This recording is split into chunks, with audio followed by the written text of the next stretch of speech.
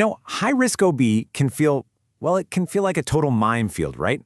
All these super complex conditions with names that sound way too similar. But what if I told you we could break it all down? I mean, really break it down into simple, unforgettable concepts. That's what we're going to do today. We're going to dive in and master hypertensive disorders and labor complications together. So here's the game plan. First, we'll tackle pregnancy under pressure. Then, we'll do a deep dive, really decoding preeclampsia. After that, it's all about the 5 Ps of labor. We'll move on to some supercritical delivery room emergencies, and then, my favorite part, we'll wrap it all up with some NCLEX power-ups to make sure this stuff sticks.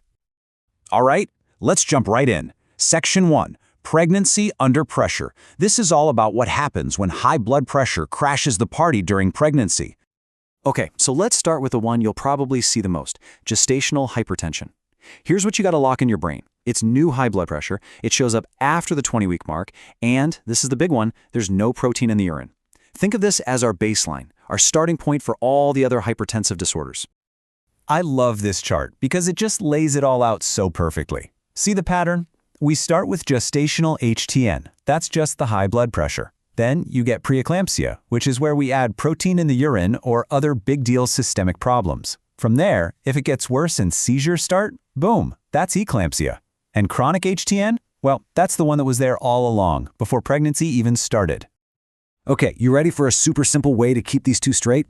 Just think, gestational is usually gone after delivery. Easy, right? And for preeclampsia, remember the 3 Ps. You've got protein, you've got high pressure, and you've got problems system-wide. It's a total game changer for remembering the difference. Okay, so now that we have that foundation, let's dive deeper. Section 2 is all about decoding preeclampsia. This is usually the trickiest one and honestly the one you really need to understand inside and out. So you might be wondering, what actually causes this whole mess? It all starts with the placenta. For some reason, it's just not getting enough blood. This is called placenta ischemia. And that unhappy placenta starts releasing these toxins, which go on to damage the lining of the mom's blood vessels everywhere. What happens then? Widespread vasospasm. All her vessels just clamp down, which means less blood flow to, well, everything. Her brain, her kidneys, her liver. And the only real fix? You gotta get that placenta out. And sometimes, preeclampsia goes from bad to worse, and it escalates into this really dangerous complication called HELP syndrome. The name itself is actually a huge clue. It's an acronym for what's happening in the body. H for hemolysis, which is the breakdown of red blood cells.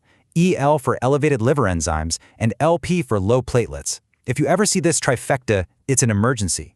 The only answer is to deliver that baby like right now. Okay, so to stop those seizures from happening, our #1 tool is magnesium sulfate. Seriously, this slide is your mission control for MAG. The whole point is seizure prevention, right? We're aiming for that sweet spot, the therapeutic level. But honestly, the most critical piece of this puzzle is knowing the signs of toxicity, because if you see them, you have to be ready to act fast with the antidote, calcium gluconate. And here it is, the key to remembering everything about MAG sulfate. Just burn this into your brain. MAG makes everything go SLO. That's it. That's why the toxicity signs are slow reflexes, slow breathing, low urine output, a decreased level of consciousness. Everything slows down. It's so simple, but it's a phrase that could absolutely save a life.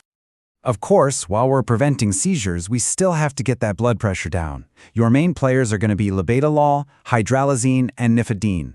But look closely at those nursing notes. They are absolutely crucial. You have to avoid labetalol in anyone with asthma, and please never ever give nifedipine at the same time as magnesium sulfate. That's a big no-no. All right, let's switch gears completely. We've talked about complications, now let's talk about the main event, labor itself. Welcome to Section 3, the 5 Ps of labor.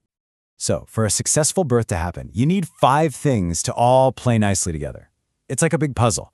You got the passenger, that's the baby, of course, the passageway, the mom's pelvis, the powers, those are the contractions doing the work. The mother's position, how she's positioned can make a huge difference. And last but not least, her psyche, her whole mindset. Every single one of these is a key player in this process. And now, we're heading into the really high-stakes stuff. Section 4, delivery room emergencies. These are the situations where every second counts, and you have to think on your feet. Okay, two of the scariest placental emergencies you'll encounter are previa and abruption. And here's the thing, they are complete opposites. Just look at this breakdown. With placenta previa, you get painless, bright red bleeding and the uterus is soft. But with a placental abruption, it's the total reverse. You've got intense pain, the bleeding is dark red, and her abdomen is going to feel like a rock, just totally rigid. So in the heat of the moment, how do you keep them straight? Here's the mnemonic you need. Previa is pretty and painless bleeding. Think pretty, painless previa. Abruption, on the other hand, is angry, abrupt pain. Lock that one away, you'll thank me later. Now, let's talk about one of the most terrifying complications, DIC. It's often kicked off by an abruption or HELP syndrome, and it's this bizarre, tragic paradox. The body starts clotting like crazy everywhere, using up all its clotting factors. And then what happens? The patient starts bleeding from everywhere. The key labs tell the whole story. You'll see platelets and fibrinogen just tank, while all your clotting times go through the roof.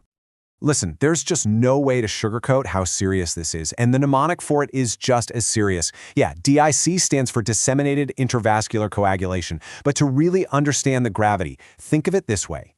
Death is coming if you don't treat it immediately. It's stark, but you will never forget it. Whew, okay, we have covered a ton of ground. So for our last section, let's boil it all down. We're going to consolidate everything into the absolute must-know high-yield facts. Think of these as your NCLEX power-ups. Ready? Let's do a rapid-fire review. Magnesium toxicity, you stop that infusion and give calcium gluconate. Late D cells on the monitor, think poison. Your patient has placenta previa, absolutely no vaginal exams, period. Diagnosis is HELP syndrome, the only answer is deliver the baby, now. Eclampsia happens, airway first, always. Variable D cells, that's cord compression, so reposition mom. And if you see a Category 3 fetal heart tracing, that's an all-hands-on-deck emergency. And here you have it, the ultimate cheat sheet. This is everything in one place. All those little memory tricks we've gone over are right here. From the 3 Ps of preeclampsia to that angry, abrupt pain of an abruption, this is your key. Screenshot this, write it down, do whatever you have to do to make these second nature. So there we have it. We took some really complex stuff and hopefully made it a whole lot clearer. The goal here was to give you the tools and the confidence to handle these high-risk situations. So now the question is for you. After going through all of this, which one of these memory tricks are you going to use first?